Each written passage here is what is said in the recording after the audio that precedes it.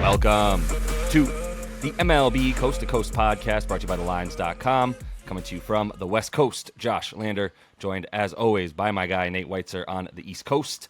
We are looking at Tuesday here. My deepest apologies. It's my fault. We had to miss Monday's video there. But we're coming off a good night here on Friday night, the last time we brought you guys a bunch of picks. Nate and I both had a roughly like 2-1 night. We went 4-3 on the night, but I counted a few little losses on like a quarter unit we put here and there on some other things as we sort of laddered up a few bets. But we ended up with more than a unit and a half on the night, so we're feeling good about that. That brings us to a really nice total over the last 3 nights as we've been up money each of those nights, and now we're up above 2 there and 1.85 on the season that we are up. So we'll move along here to this Tuesday slate for you guys. We're recording on Monday night to get ahead of it for you. Make sure to like and subscribe to that page. We'll also be back with Wednesday slate as we're back each and every weekday. Also want you to head to thelines.com. Check out the great content we have on the site right now as we're almost ready for football season. Nate and I will be bringing you a video during football season as well. You can also use the odds finder tool for all these sports on thelines.com and check out all the odds available to you from these books, giving us bets in all of these sports, these seasons. Nate, let's jump right in to Tuesday's slate with your first best bet for the night. Yeah, I'm going to keep going with these strikeout bets and look at a player performance double and basically backing Blake Snell after Sandy Alcantara hit for us on Friday. Another Cy Young candidate, former Cy Young winner. And look, he's facing the Marlins, and that's really the key here in terms of expecting him to bounce back to get over 6.5 Ks is pretty much even money. I would look at the outs bet if it is for him to get 6 innings in. Seems pretty reliable in that terms, but I'd also look at the player performance double again for 7 Ks in a win for Blake Snell, plus 220 or better, I think. I'd put a quarter unit on that. It's the main bet here is for Snell to strike out some Marlins because they chase. They have the 4th highest outside swing rate since the All-Star break. And they're also the 4th worst rated against the slider, which is what Snell is trying to get them to chase. So you look at his log and teams that don't chase that much against his stuff, like the Orioles and the Pirates did not, and he fell short in terms of that K numbers. But, he's kind of started this hot streak when he was actually facing the Marlins, and they didn't chase that much in that particular start. But he still struck out 7 guys. They only 26% outside swing and 93% contact when he's in the zone, still struck out 7. He, in his career now, 12.3 K per 9 in 5 against the Marlins. Since he joined San Diego, 15 Ks, only 1 earned. And that's pretty much what he does, right? Because he walks a bunch of dudes and then he gets himself out of that trouble. His last 15, that hot streak, 47 walks to 47 hits. And then when he has guys in scoring position, striking out a third of the batters he faces. When he has a 2-2 or 3-2 count, his K per 9 ratio is up to 17.2. So that's why if you're trying to sweat out a bet where somebody's going to get strikeouts, you actually probably like the fact that this is the way he's been pitching lately. I mean, he's walked like 3 or 4 guys in almost every start for the last 6 or 7 here. And yeah, the Marlins are just not hitting lefties. 170 over the last 2 weeks. Their K rate has been higher against lefties than righties all season. And they actually have the lowest walk rate in the majors against lefties. But again, when they met, they still walked 3 times against Snell, because if you lay off that slider, you can probably get a walk, but then eventually he will get you with that slider or change. So going for the strikeouts here, and the Padres have a little bit of momentum. I do think, Jesus Luzardo has been awful lately. So if you want to parlay those results, Snell with the player performance double, I think it makes sense. Yeah, it's possible. And San Diego doesn't strike out very much. If anything, they walk way more than they do K overall compared to the rest of those percentages in the league as an offense. So I think there's nothing there for Luzardo, to your point. And I think that the outs when you get them from Snell, I do think they should be at 17.5. It could be at 18.5. It's going to be one of those two for sure. At 18.5, a little bit scarier because I do think Miami, they like you said, they've been really, really bad against lefties the last 2 weeks, which is really weird to me when you get a guy like Berger in there as well and think that you're going to be a little bit better now with a bit more power from that side of the plate. But just because I'm curious, and maybe you don't have this number, we can move on if not. But when someone has a 2-2 or 3-2 count, do you know what was sort of like more of an average K percentage than around 18%? Was that like a really good K percentage when you have those types of counts? Because That's K per nine. That's yeah. I mean, that's not even K percentage, K per nine. That's way better. Okay, so then that's got to be super high. The roof. Got it. I was like, 17% is not a very great K percentage at that count, but no, that makes way more sense that it was K per nine to your point. So let me move on to the first game I'm talking about here, and it was one I looked at for a while, man. I was really looking at any way I could find an angle because there's a lot of evenly sort of matched stats and expected stats and matchups specifically in this Toronto and Baltimore game. But I am going to take Baltimore's money line at home, minus 116 on FanDuel, and I'm going to put a full unit on it.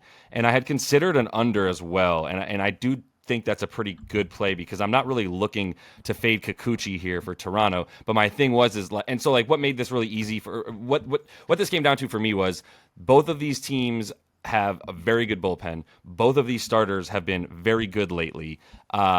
Just Baltimore's offense has been the steady top 8, top 7-ish offense all season against both pitchers, lefties and righties.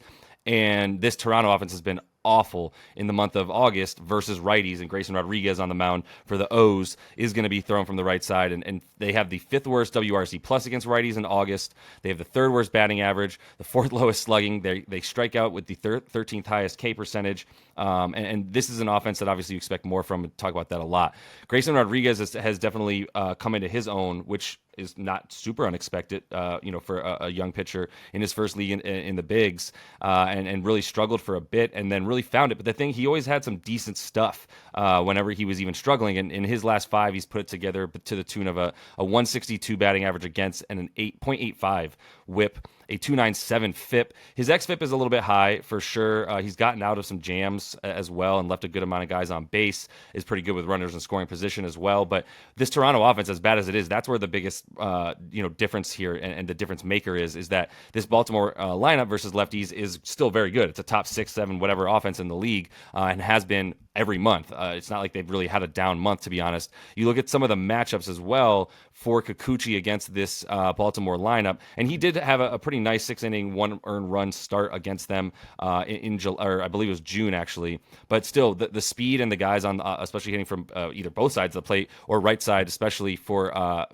the Orioles. There's a bunch of guys in here like even Mateo and Rutschman, and then Santander and all these, even Mountcastle as well. All these guys hitting with averages well above 300. Some of them at around 400. And some slugging that's really, really good, like Mountcastle at a 1.67. And it's not a huge sample size, but there are 15 at bats in here for most of these guys. And so I think there's a little bit more of that advantage on their side, and that's where I just come in and go, if you wanted to take an under, I do think both pitchers are it's possible that they have good outings, but I think it's way more likely that Baltimore gets to Kikuchi before Toronto's able to put the bat on a right-handed pitcher's ball. Yeah, I was looking at this one as well, and in thinking in terms of the under, because Kikuchi, scared me off a little bit in terms of expecting negative regression, but he's just been so solid. And Toronto's bats, while they actually have gone over in division games, they tend to lose these division games like at an extreme rate. I don't think there's a bigger discrepancy in the league in terms of your overall record versus your division. So for them to continue struggling at the plate but get a solid start on the other side makes me think like Baltimore wins a low-scoring game here, on board with the money line as the first bet there, and then maybe sprinkle the under. Yeah. But solid lefties, old veteran lefties. This is an interesting matchup in Milwaukee here with Wade Miley and the Brewers hosting young Bailey Ober and the Twins. And it's interesting that Milwaukee's a slight dog here. Minus 106, very slight. But I will take that. They've been hot lately. They have 7 straight wins against not the Dodgers. And I would take a little bit, similar theory as Milwaukee plus the under is plus 240. and I would put a quarter of a unit on that as you try to get a solid start from Wade Miley, who is a savvy old 36-year-old, knows how to mix it up, even though he does not have swing and miss stuff at all anymore. I mean, did he really for the last 3 years? But every time he's faced an American League team and they haven't seen him in a while, he's been lights out with an ERA under 2. He no-hit Cleveland. Granted, 3 of those 7 starts against AL teams are against Cleveland, which is just terrible. But 7 innings and 2 earned at Minnesota 2 years ago. An offense that lately not so good against lefties. On the season, we're talking about the 5th worst WOBA against lefties and 3rd highest K rate. I mean, they strike out against everybody. That's not as relevant. But what is relevant is since the All-Star break, they're 5th against fastballs, 27th against the changeup, and 22nd against the curve. And so Miley throws fast. He knows he doesn't have that blow you away stuff. He knows how to just get people out. His last 4, 55% ground ball rate and stranding people at 82%, almost, rarely getting exit velocity over 90 miles per hour. Like, you're just not squaring this guy up. And so it's kind of like looking at all the numbers for Bailey Ober, who's a way more talented, way younger, fresher pitcher, but this is just about like not knowing how to miss barrels, like how to miss bats. And Bailey Ober has like a 10% barrel rate in his career. He's been shelled in 3 straight roadies. People are hitting 400 against him in those roadies, and Milwaukee's been hot lately. We're trying to pick on their offense, but they've actually gotten hot. So I will continue to try to ride that trend with the Brewers, who have more to play for as well right now. The Twins have pretty much locked up their spot. Yeah, I'm good with that. I agree with you in how you're analyzing this, because it's tough. Bailey Ober has been good, to your point. And now I think the road starts are interesting for him, and the difference there and how bad he's been. I do think there are some numbers that indicate he could get hit pretty hard. Like you said, missing barrels is super important, and that hard hit rate for him probably a little bit too high. 40% with the hard contact, so that's too high, obviously, and that indicates some luck there. And that's versus righties, like you said. But when you get to this Brew Crew lineup, it has gotten a bit better. We talked about this a little bit recently, I think, where we talk about what happened since they got some of the new guys on their team that they picked up at the break, including Marcana. So they have a bit more ability at this point to hit a guy like Bailey Ober. And you're really just, when you go with Wade Miley, I'm not scared of the Twins bats, really, period, end of story at this point. And they're going to be I think a pretty easy out in the playoffs whenever they get there, and for however long they can play in that series. So I'm going to finish things off here looking at Washington in New York, taking on the Yankees, who've been they're bad. Carlos Rodon's going to be on the mound. He's been very bad. My first thought was Carlos Rodon's on the mound. I've been fading him the last 3 starts, which has been really good and really easy. And I've been fading him with K's. We're recording this on Monday night where I don't have his pitching props up on any book, but I imagine it can't get lower than 5.5, right? Even though, it's been around 5 for the most part for him as of late. He's only got a 1.39 K per 9 over his last 7 starts in July and August.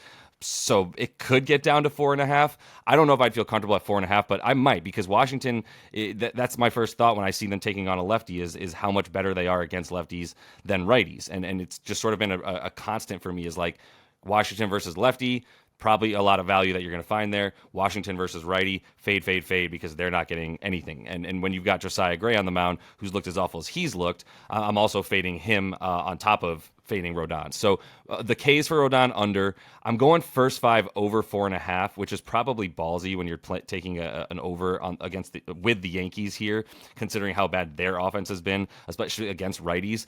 But I think Josiah Gray, he's also been really, really bad, and I think that's why I prefer the over. The only thing is I also threw that third bet in there where I'm looking at Washington's money line. I still think it's worth it because I'm putting half a unit on the first 5 over.